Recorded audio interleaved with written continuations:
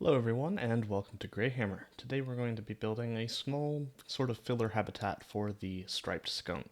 While they're not exactly the most groundbreaking species to build for, they are a really fun one to build in a small space. So let's get straight into it, and we're going to be building a first little fence area. So we really wanted a fence that was going to be able to act as both guest containing and keeping these animals out as well. So I kind of went with a design that was at my grandparents' house when they lived in North Carolina, and as this is supposed to be more of an Appalachian style habitat, that uses laurel branches to form the barrier.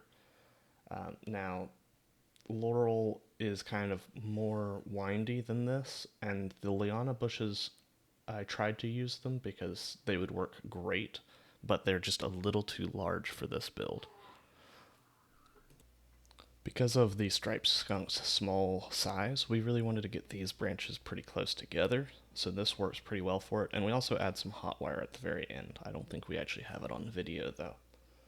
I'm really liking a mix of a darker wood and a brighter wood, and so we use the brighter wood for these kind of laurel branches to sort of give a sandblasted look to it, which you kind of see mainly with like manzanita for aquariums, but I think work pretty well for the this as well. Just trying to make sure that it's weather resistant, and that's really important for this build.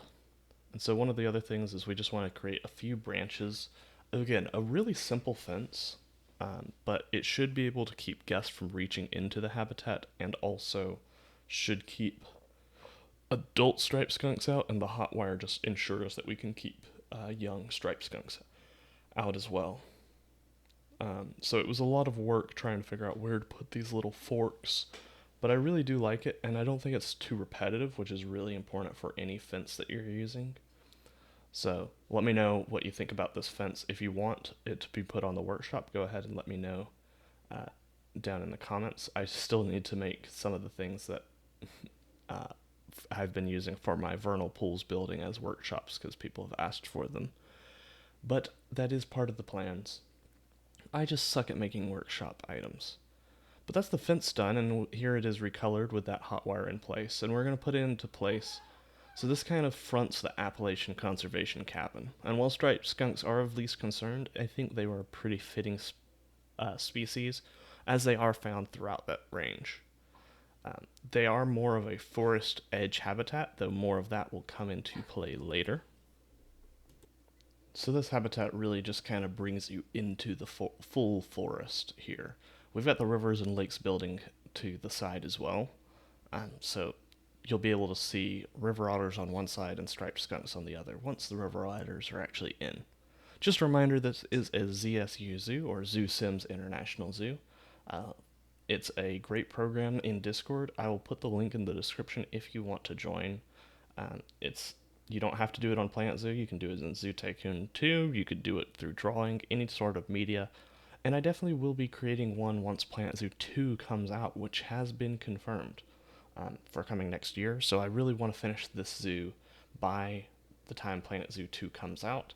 And so we'll have a full zoo project. That's my main goal, is trying to get this zoo complete by that point. And we've got some pretty good progress, I would say. So yeah, I'm just bringing this fence all to cover this path area. It's not the most fun work, but it does get everything lined in and get the guests separated from the animals. And I really am quite happy with this fence. Again, let me know in the comments about this fence and if you want to see more fences like that.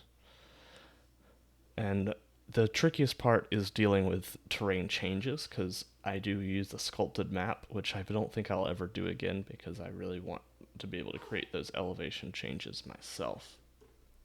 I also want to get asked for forgiveness for any baby sounds you hear in the background. My newborn is just in a few feet beside me, and he's sleeping, but kind of unsure if he wants to sleep the whole time.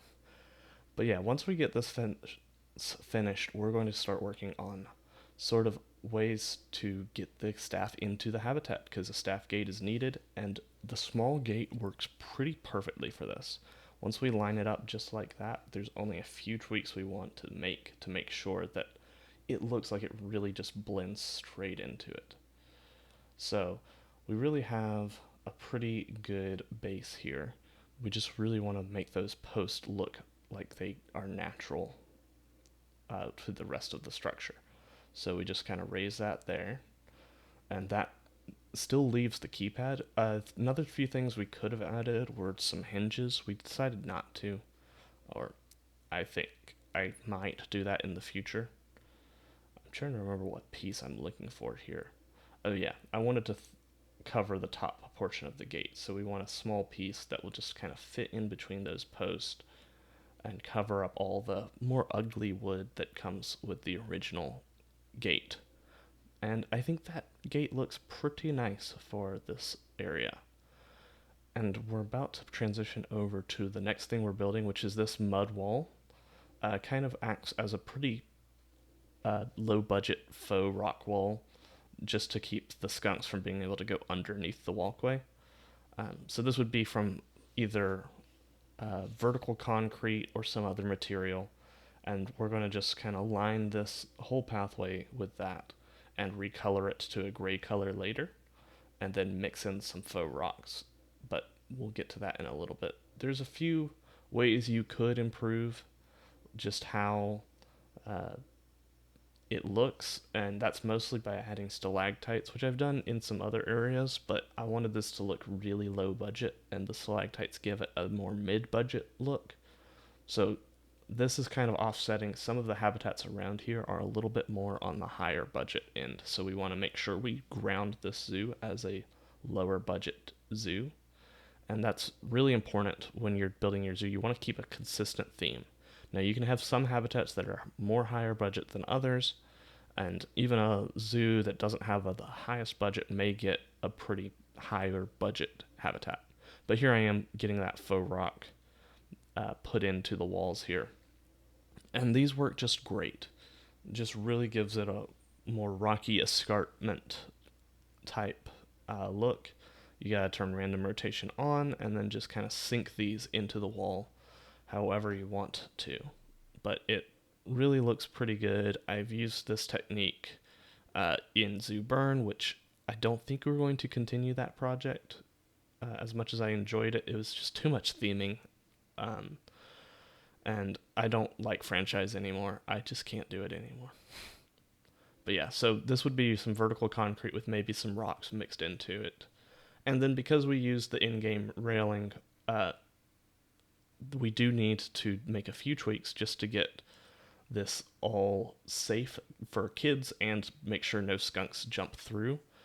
Because, yeah, nobody wants to see a kid jumping through into the skunk and then having to go get a tomato sauce bath, which is how you can combat the sulfuric acid smell that comes from the skunks.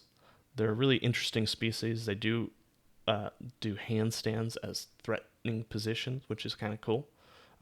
They're so closely related to weasels and other mustelids, though it is no longer a member of the mustelid family. They are in the Mephites family now, which is separated from the other mustelids, which is kind of cool. But they are closely related to mustelids as well. And all mustelid-like animals have that musk that they are known for. But skunks are the ones who take that chemical warfare to the extreme.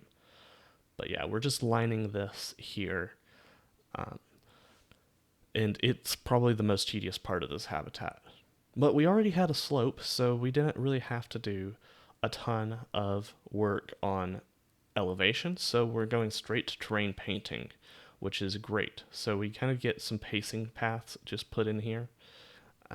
I imagine that the skunks would go pace along the edge of the habitat because that's their territory. And then sort of towards the front, they would also pace a little bit more. And so we're going to have that as our forest clearing right here. One thing that I've really been enjoying is using this mix of sand as the pacing trails and then mixing in some of the drier dirt just to kind of make it blend in a little bit better. But once we put foliage, we're really going to make everything pop. So in the dirt areas, we're going to use these flowerless dog rose bushes, and it's just, I think it gets an iconic understory of southeastern forest. So this is going to kind of be a mixed forest of pine and oak, but we also will have all this understory and a bunch of other things to come in the near future here. It's a really cool habitat, in my opinion. Let me know how you like the foliage work. So yeah, once we've got those dog rose bushes, it's arrowwood, which is also known as arrowwood viburnum or just viburnum, if you want to go with the more gardening terms, which but is a species iconic to the eastern United States, both the southeast and the northeast. So it works really good in this Appalachian habitat, which the Appalachian kind of reaches from the southeast to the northeast. And so it kind of creates this look of like trailing plants that kind of maybe get beaten back by the animals pathing, but kind of can thrive more towards the bushes. Another great thing about the dog rose bushes is that unlike the hedgerows, they are fully traversable. So the animals will be able to hide in these bushes, which is great. So they don't have to be in the visitor's sight at all times. And that's really going to be important for species like this who probably do want some time for themselves. They need to not be fully on exhibit. And so we also include a burrow, but that's not in this recording. The burrow's view I have not kind of created for the guest yet, but I imagine that we will put in a billboard into the Appalachian Conservation Cabin so you can look in on the skunks while they are in their habitat. So yeah, we're using Scots pine to really act as a slash pine is the goal. So we put in, I don't think that pine tree stays there because I really like this one because slash pine, like Scots pine, has that kind of windswept look to it sometimes. And then I think we put an oak sapling in the corner here as our second tree. Again, this is more of a forest edge habitat, so it doesn't need to be a serious large tree. It just, and a lot of trees, so we just need a few trees just kind of placed around to make it not look like a grassland habitat. And I think we pretty effectively create that view. I'm sorry I'm phasing through the wall of the Rivers and Lakes building. Unfortunately, it's a little too close there. I think that's one thing that I would have changed is to give it a little bit more space in between these buildings. And that's something I need to work on is more realistic zoo pathing. Okay, so one of the things also is we want to add, as it is forest edge and not necessarily just a forest, we do get to add some grasses into here. And so what I'm trying to do is use the different varieties of grass based off what the shade is in the habitat. So if it's a dappled shade, you get sort of the dry. If there's more full sun, you get the regular variant. And then in the full shade, we get the dried version. And that's because grasses require a ton of sun. They also require a ton of water, but we'll get plenty of water runoff as this is at the bottom of a hill. And so these grasses will also help aid in reducing erosion as long as the other tree species in here. But yeah, we're nearing the end of this video. We just get a few more minutes in this episode before we get to the walkthrough habitat. And I can honestly say this was one of my favorite habitats to build. I really do love these small habitats, and I'm really hoping that Planet Zoo 2 will add more small animals that we can make these smaller habitats for, because it's really quite enjoyable. I really hope that Planet Zoo 2 has a great release. Jurassic World Evolution 3 has had a pretty decent release, but honestly, their updates have almost broken the game sometimes. So I'm really hoping that supposedly they fix that. I'll be playing it this later today, so hopefully we'll see just if we are going to have a better time playing the game. But yeah, the habitat is pretty much almost done. This was me just trying to see the traversable area because those strangler fig roots can really mess with the traversable area. But yeah, it did not, in fact, mess with the traversable area, which is great. So we're able to get a bunch of these sunk in. And so that's kind of gives you this more trail vibe. I've done a lot of hiking in the southeast back when I was in Scouts. And so I really know what the trails look like, and you always get these roots from where people are constantly treading. It brings those to the forefront. Oh, we do put the burrow in here. I wanted to put it up against the edge there, but no can do. So I do try and find a hidden place where we can hide the burrow. And so right here along the path works pretty well. Um, so I think that this is going to be the final resting place. And yeah, it's a pretty cool habitat. You'll be able to look and see if they enter their burrow in real time. And then I tried to encrust this with some rocks, and I think I end up putting some of them in here, but not going as crazy as I was maybe going to originally. But it looks pretty good, and then we just put some rocks around in the habitat because that's something that's just always going to elevate your habitat is just having some rocks around because rocks are natural. They are everywhere in nature. And so we're kind of using our same rock palette of this light gray rock. Kind of looks like limestone is the idea.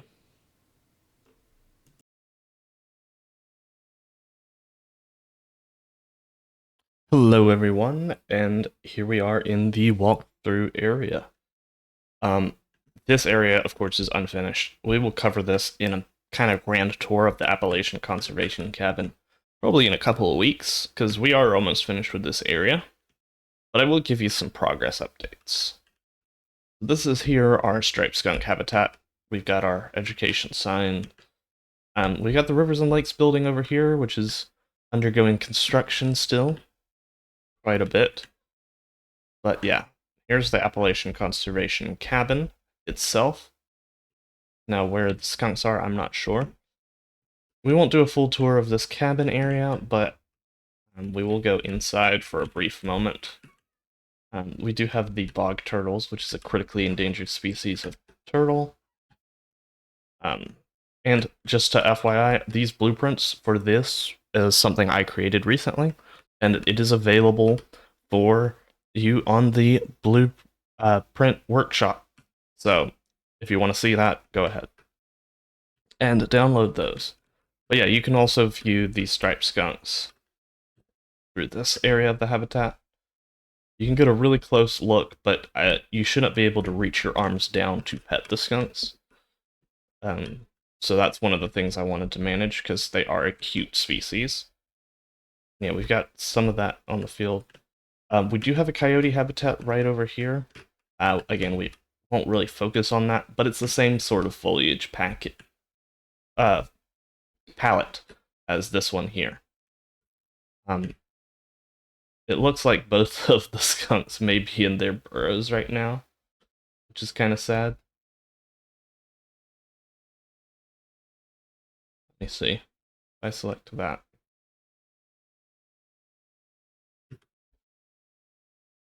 Oh no. They must just be... Oh, there's one right there. Just a Dumbo sometimes. But yeah, you get a good look into the habitat. There's... He's just sleeping in his rock pile. There's really not much beyond that for this habitat. Let me know if you have any names for the skunks. That's something I'd like to do, is name our animals a little bit more frequently. And I guess some lore for these guys. I should have gone over this earlier. Is basically they were being kept as pets, and then basically they were being fed a human food diet, which is really terrible for any animal and most humans. And so we rescued them They were sent here, and they've got their forever home in this habitat. Oh, I've hopped the fence. But yeah, so that is something really, really fun, and sorry if you can hear my kid in the background. But if you did enjoy this kind of small habitat build, go ahead and leave a like and comment down below what you'd like these guys to be named. And if you want to follow this series more, just go ahead and subscribe to the channel. It really helps out. Other than that, guys, I'll see you later. Bye now.